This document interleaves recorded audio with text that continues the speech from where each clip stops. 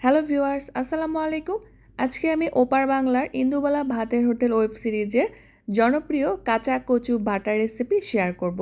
এই কচু বাটাটা কিন্তু একদমই গলায় ধরবে না, সেই সাথে গরম ভাতের সাথে খেতে কিন্তু ভীষণ মজার হয়।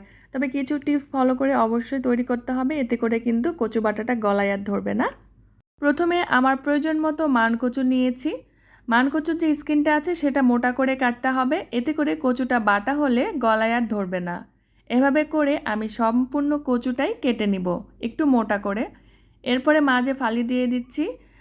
আর যে লাল একটা একটু দাগের মতো ছিল সেটা কিন্তু আমি রিমুভ করে দিয়েছি। এরপর কচুগুলোকে খুব ভালো মতো ধুয়ে গ্রেটারের সাহায্যে গ্রেট করে নেব। গ্রেটারের চিকন মোটা যে কোনো অংশ দিয়ে কিন্তু গ্রেট করে নিতে পারেন, চাইলে বটি দিয়েও কেটে নিতে পারবেন। এভাবে করে সবগুলো কচু গ্রেট করা হয়ে গেলে দিয়ে দিচ্ছি 2 টেবিল চামচের মতো লবণ।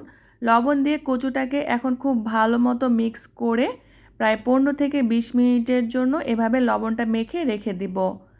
20 মিনিট পরে দেখতে পাবেন লবণটা মাখানোর জন্য কচুটা কিন্তু অনেকটা নরম হয়ে যাবে, আর এভাবে চিপে চিপে কচু থেকে যে রসটা আছে সেটা বের করে দেব। খুব ভালো মতো চিপে নিতে হবে, এতে করে যেটা হবে কচুটা বাটা হলে আর গলায় ধরবে না। অবশ্যই কাজটা খুব ভালো মতো করবেন, একদম চিপে চিপে পুরো রসটাই বের করে দিতে হবে। এরপরে শিলপাটায় নিয়ে নিচ্ছি, চাইলে আপনারা মিক্সিতেও ব্লেন্ড করে নিতে পারেন। এখন কচুগুলোকে খুব ভালো মতো মিহি করে বেটে নিতে হবে।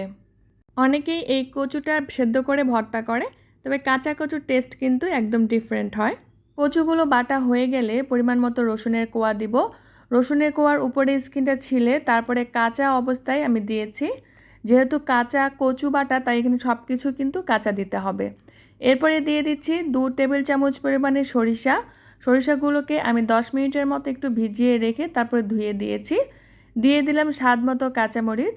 এখন সবগুলো খুব ভালো মতো মিহি করে বেটে নিতে হবে। আপনারা চাইলে বাটাবাটির কাজটা ব্লেন্ডারও করে নিতে পারেন, তবে শিলপাটায় বাটলে কিন্তু ভর্তার টেস্টটা অনেক বেশি ভালো আসে। এ পর্যায়ে দিয়ে দিচ্ছি হাফ কাপ পরিমাণে নারকেল কোড়ানো। এই নারকেলটা দেওয়ার জন্য কিন্তু কচু বাটার টেস্টটা অনেক বেশি ভালো আসে। এখন সবগুলো উপকরণ খুব ভালো মতো একসাথে বেটে নিব। প্রথমে কচুগুলোকে লবণ দিয়ে মাখিয়ে রাখার ফলে কিন্তু এই পর্যায়ে আমি লবণ দিচ্ছি না। তারপরও যদি প্রয়োজন হয় তাহলে লবণ দিয়ে অ্যাডজাস্ট করে নিতে পারেন। সবগুলো বাটা হয়ে গেলে দিয়ে দিচ্ছি পরিমাণ মতো সরিষার তেল। সরিষার তেলটা একটু বেশি করেই দিতে হবে। এরপরে সবগুলো মাখিয়ে নিয়ে গরম গরম ভাতের সাথে সার্ভ করব। এই যে আমার কচু বাটাটা কিন্তু এখন পুরোপুরি হয়ে গিয়েছে। এই কচু বাটাটার মেইন বৈশিষ্ট্য হচ্ছে এর মধ্যে সব কিছুই কিন্তু কাঁচা দেওয়া হয়েছে। এর জন্যই কিন্তু এই কচু বাটাটা খেতে অনেক বেশি ভালো হয়। একদম ডিফারেন্ট একটা টেস্ট, আপনারা অবশ্যই ট্রাই করে দেখতে পারেন। আর গরম ভাতের সাথে এই কচু বাটা হলে তো আর কিছুই লাগে না, 1 প্লেট ভাত অনায়াসে খেয়ে নেওয়া যায়। আজকের রেসিপি ভালো লাগলে প্লিজ একটি লাইক করবেন, কমেন্ট করবেন। এমন সহজ মজাদার নতুন রেসিপি পেতে চাইলে আমার চ্যানেলটিকে সাবস্ক্রাইব করে নিতে পারেন। আর যদি ফেসবুক পেজ থেকে দেখে থাকেন তাহলে একটি লাইক ও ফলো দিয়ে রাখবেন। সবাই খুব বেশি ভালো থাকবেন, আজকে বিদায় নিচ্ছি। আল্লাহ হাফেজ, আসসালামু আলাইকুম।